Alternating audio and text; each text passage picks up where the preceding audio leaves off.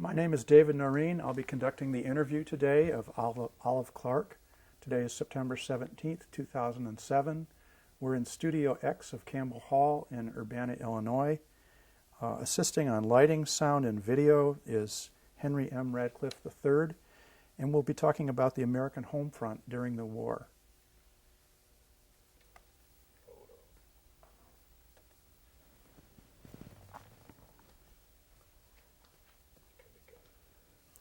Okay, Olive, could you tell us, just for the record, your date of birth? I was born July 27, 1920. Okay, and would you care to tell us your story then? About my war story? Yes. Well, my husband called up one day and he said, I'm coming home Thursday. We're going to get married. And so we did. And he went back to Texas and I stayed at home. And then he came back on another furlough, and I went with him back to Childress, Texas. Okay, and this would have been what year? You fill me in. I guess it was a year after the war started. Okay, so this would have been 1942 then. 42, yeah. Mm-hmm. So you went to Texas. Pardon? You went to Texas then. Yes, to Childress, Texas. And it was like stepping back into another century because they were still deep in the Depression there. And the things in the window were all dusty. You could see nobody bought them. And it was a very small town, even though it was a county seat. And Childress, Texas is where the Air Force Base was. Yeah, and then the Air Force Base came. It was a good place to have an Air Force Base. And my husband taught Northern Bomb Sight and automatic pilot to the lieutenants who were flying. And the name of your husband then is? George. I ought to put a name on him, shouldn't I? So it was quite boring down there, so I looked for a job, and I thought maybe I could get a civil service job at the base. So they gave me an old typewriter, pretty junky thing. They didn't give me a desk or a chair, but they put the typewriter on a shelf. It was about that high, and gave me the test. Well, it was inevitable that was going to fail. You weren't used to typing at that level. No. Okay. And I had been to the best secretarial school in New York City, and I knew how to type. So I gave that thought up, and a friend of mine that I had made in Childress said there was an opening to be secretary to the city manager of Childress. So that's how I got earning some money, because we only had $50 to work with for our room and for our food. And so we had to eat out every night, and it was kind of meager. And So was that money, that was the combined? No. That's why I had to get a job. Uh-huh. So we could eat chili for supper, and then later on, then I could have lunch with the money that we made. Yeah. So it wasn't too easy. And the rooms that we rented that were just beds and a dresser, that was it. Okay, so there wasn't housing on the base at that time. You lived off the base. If it were, I don't remember. Okay. So, and it may have been just for the officers. I see. Probably was. And your husband, George, had what rank at this time? He went in as a private. Mm-hmm. Mm-hmm. Yeah. So, people were very friendly and nice, and if they had a picnic, they'd always invite us, and the churches always supplied Sunday, after church service, so we went to a lot of churches. Each Sunday there were, another church had a lunch for the soldiers. Did your husband like his job teaching at the Northern Bomb Sight? Yeah, well, You don't have much choice when you're in the service. He didn't dislike it, but, you don't like war. And it was soon after that he was transferred to Langley Field in Virginia. And I left in tears. And because by that time you'd gotten used to Texas. Yeah, sure, gotten used to the place. And left in tears, and we packed our car after about 8 o'clock at night. And you want me to tell you about our incident along the way? Yes, we'd like to hear it. And the generator in our car gave out. We couldn't see for anything. All you could see were jackrabbits. It was dark, and I mean dark. I've never seen anything so dark. And where were this was en route from Texas to Virginia? Yeah. It was somewhere. No, not Virginia. We were going home. He had a week's furlough. Oh. We were going home to New Jersey, and this man in a truck came along. He said, "Can I help you?" And he fiddled around with the engine or whatever it was, and he said, "I think you'll better just follow me, use my headlights to guide you into town." Well, town wasn't just down the road 5 miles, it was a little trip. We found a man who was still working at about 11 o'clock at night. And so we stopped and told him our problem, and he said he could fix it. And it would take a couple of hours. And then at 2 o'clock in the morning, we were on our way again.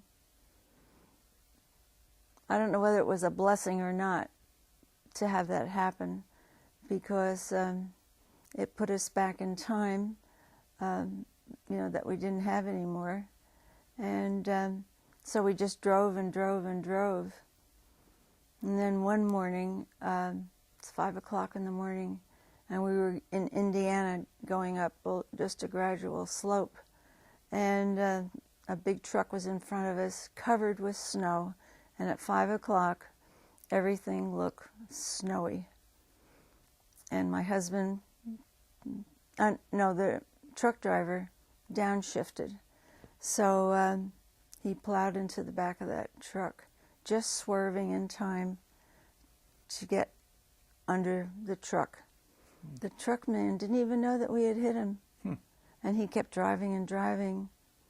And my husband had to honk the horn. Well, he called the state police, and then I was taken to the hospital because I had a concussion. And I was put in the maternity ward because that was the only bed available. And the Red Cross really came to our help. They packed up all our things, shipped them back to New Jersey, and flagged down the train so that I could have a sleeping berth going home. My parents met me then. And then he headed on to Langley after his time at home. And so you both grew up in New Jersey then? Yes, yeah. And he went on to Langley, and I recovered from my concussion. And I had to go take the train from Newark down to the tip of New Jersey. If you're familiar with the map, it comes down to a little spot. Get on this ferry boat, and I'm sure it was a ferry boat, cross the Chesapeake Bay. And we were told that we were going to go through the submarine net area, and it was dangerous, and it would take all night long. And it did.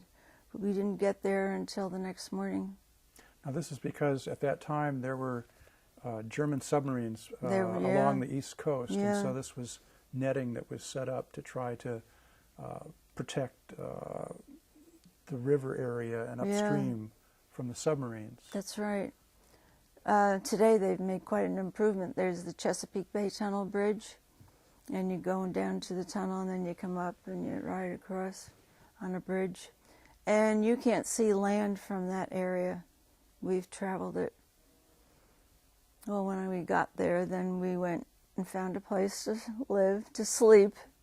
If I could just go back a minute, you say you took the ferry across, but because of the submarine netting, it had to go around certain areas, or it was a real detour? Yeah, you could see.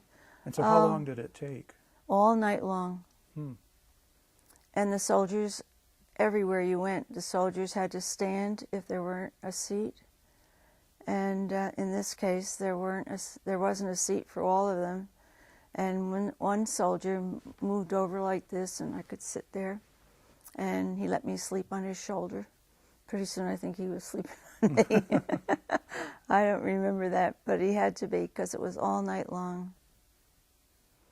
And where did we leave off? Oh, then we had a place to sleep, and it was so cold because they didn't have central heating. Now, where was this? That was in Newport News, Virginia. Okay. And the people there were very nice. They could let me keep some milk in the refrigerator, and I could have breakfast with cereal and stuff. And then I got a job with... was this something that the Red Cross had helped you set up when they helped you set up the... they packed all our things from the car because it was totaled. Mm-hmm. And then they stopped the train so we could get home. Mm-hmm. So... and they helped you to find the place there that you stayed, or you just found that on your own? Or Oh, yeah. I think my husband had found it before he knew I was coming down.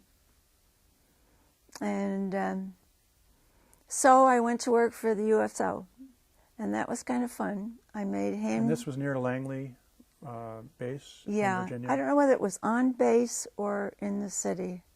I really don't remember. And this is what how later I got became there. the CIA, Pardon? right? The Langley base later became the CIA? Yes. Okay. It probably was then, too, because everything was secret. Mm-hmm. Everything was secret. They'd bring in a plane and cover it over with white covering. Camouflage Yeah. type netting, probably. Yeah. And they allowed us to see the wind tunnels and a couple of other things that you knew, were really secret. Mm-hmm. So I worked for the USO, and I made ham salad sandwiches. I haven't made a ham salad sandwich since, but I don't know how I made it. It must have been Spam. I don't know. I've been trying to recall how it was made. But I did that, and we served the soldiers coffee and cookies and ice cream, things like that. And at night they'd have dances for the soldiers. So I just worked there, say, like from 9 to 5. And then I'd stay in the evening and dance with them. Or my husband. Probably wasn't, mostly my husband. But you got to know a lot of people, too, that way. And so then I decided, well, I'd take a civil service examination again. And this time I passed it. They must have needed somebody. So I got to work on the base, and I worked for National Advisory Committee for Aeronautics, which is now NASA. Okay. And so that impressed my grandson. And what sort of things did you do for them? Well, it was secretarial work. Mm-hmm. I don't remember much about the job because I was pregnant, and it was quite difficult staying awake. I wasn't pregnant when I got the job, but afterwards I was. And so then I had to go home. I was told by the doctor I had to go home before 4 months were up. And later I had a baby girl, Susan. And she's here with us today. And she still is. Well, I'm with her really because I moved here from the East Coast. And what else was I going to say? he didn't get home until she was talking and walking. It seemed like after the war was declared, you'd expect to get a letter that your husband was coming home, but it seemed like forever, ever and ever. So when you were in Texas, you were both stateside, but then at Langley, he was there at the beginning, and then he was assigned overseas? Yes, he went overseas to Guam and Saipan. And that's when they were sitting out in the field, and they'd look around like this and see a Jap sitting next to them as they were watching a movie at night. I don't know whether they came down from the hills or out from the swamp or where, but they were there. I can't think of anything else at the moment to tell you. So there were regular movie showings that were just supposed to be for the troops, but they had a few extra guests there that snuck in. Yeah. Mm. Well, now how about your experiences of the home front during the war, the rationing and that's the what I was sacrifices? thinking about too, as I was talking with some of my friends. Gasoline was rationed, and it must have been that all my friends kicked in and gave me some ration cards or tickets or stubs or whatever you had to have for gasoline. In order to make your trip from In order to get Texas home, yeah. to... And we were rationed for butter and meat. And whenever meat was on sale, everybody told everybody else.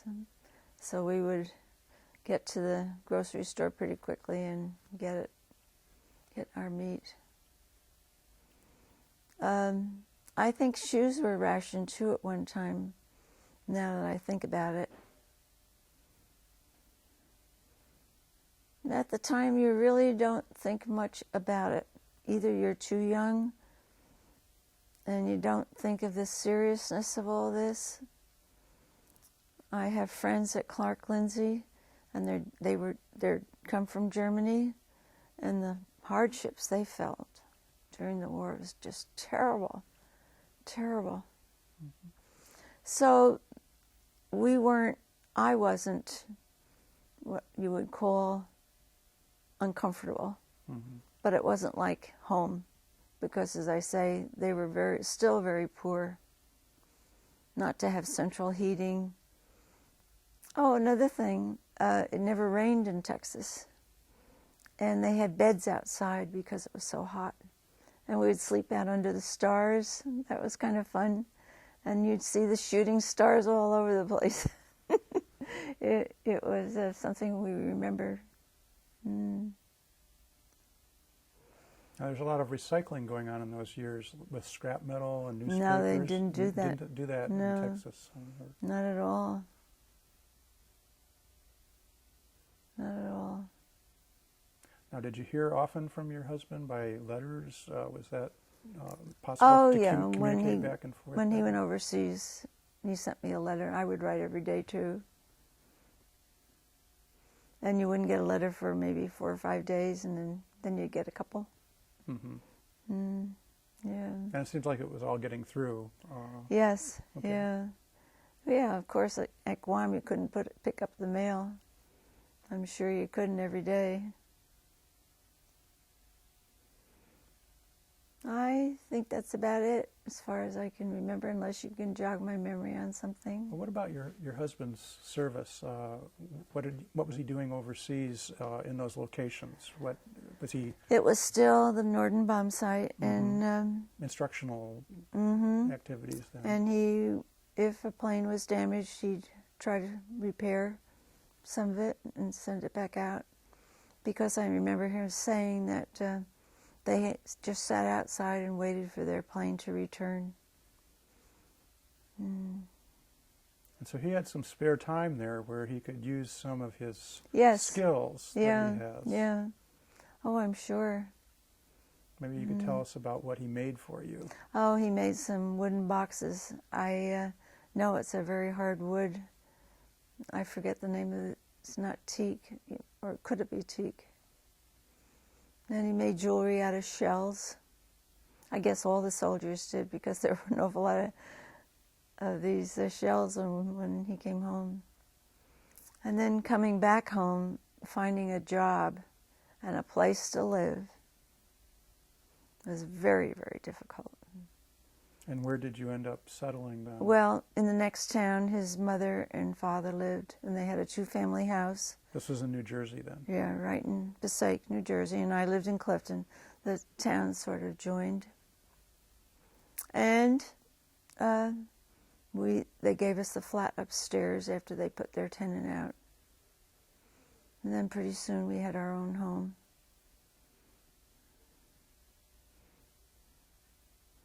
And by then, I hope everything was settled.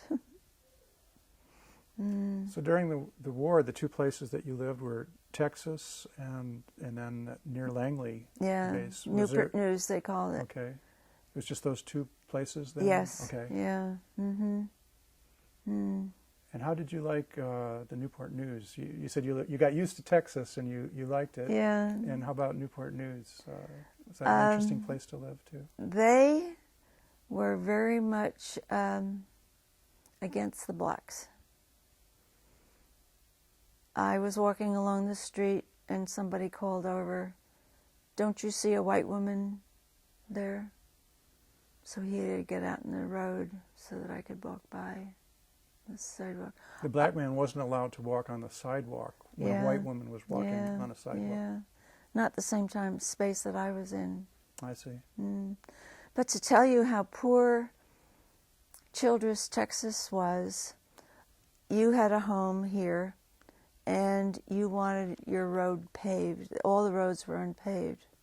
So you wanted yours paved, so they would pave just in front of your house.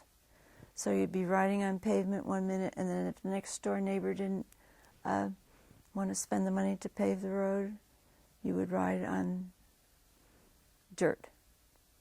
And mud in Texas is like no other place. Your shoes stick when you but that's the way the streets looked. Half paved, not paved. Of course, as I say, we only had one room and something to heat some water. And about that time, they had instant coffee come out, and so we could make coffee for ourselves. But it wasn't much.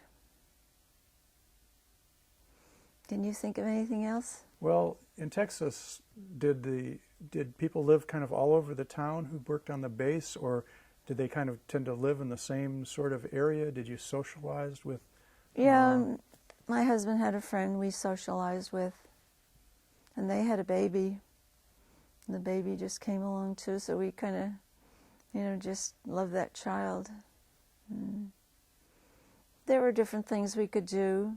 Oh, another thing, in Childress, everybody goes to the town on Saturday night, and you park your car at an angle. But what they did was go down and put their garbage can there so that nobody else could take the spot. To reserve it. You've heard of that being done? No, I haven't. But Yeah. And so, we didn't know that trick, and we didn't have a garbage can anyway. But we had to park a little bit out of town to get into town, so we'd go to the movies. And so is this a particular store that would reserve its spots for people, or it was people from the town that would take their garbage can all the way downtown just to reserve the spot? Yeah, that's what they did. Yeah. And they just came really down to visit. And they'd sit on the bumper of the car or the front on the radiator, by the radiator, and meet friends and just catch up with what was going on. I had never seen that done before either. But the sidewalks were wooden because of the mud. And you had to walk up 2 steps, I should say, to get on the sidewalk because of the mud. Fortunately, it sounds almost like the westerns that you see in the movie where they have the wooden sidewalks. Yeah. Well, as I say, I can't think of anything else. So the town was mostly the base, and then, I mean, the base was like half the people of the town, or how? Um, I don't know about that so much, but there were a lot of soldiers that had to rent rooms. Mm-hmm. If they were on the base, they were not married. But the married people did. They came off. And I was going to say the buses were like school buses. We had a ride from Oklahoma to Childress on like a school bus.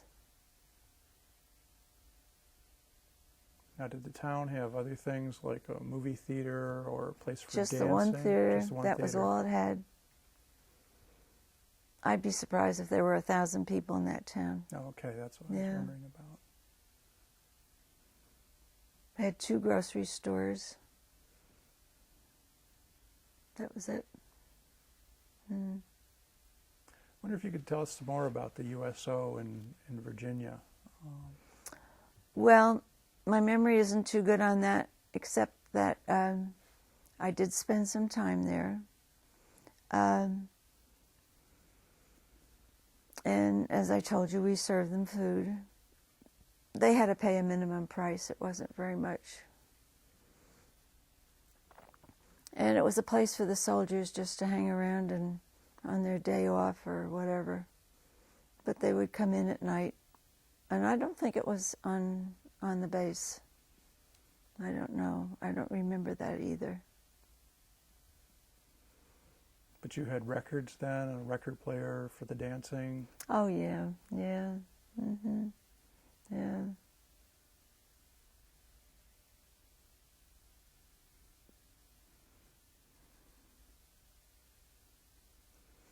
Well, can you think of anything else I can tell you from my notes? It's, I think you've covered most of what you've I think told we me have. about. Yeah.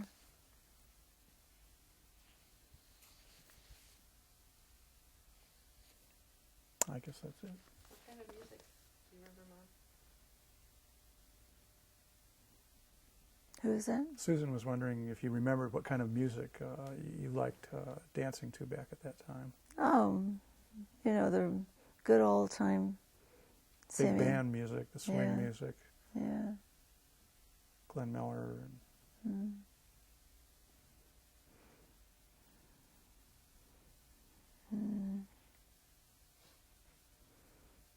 Well, okay, thank you. I should have told you that too or not. It's your story, whatever you want to say.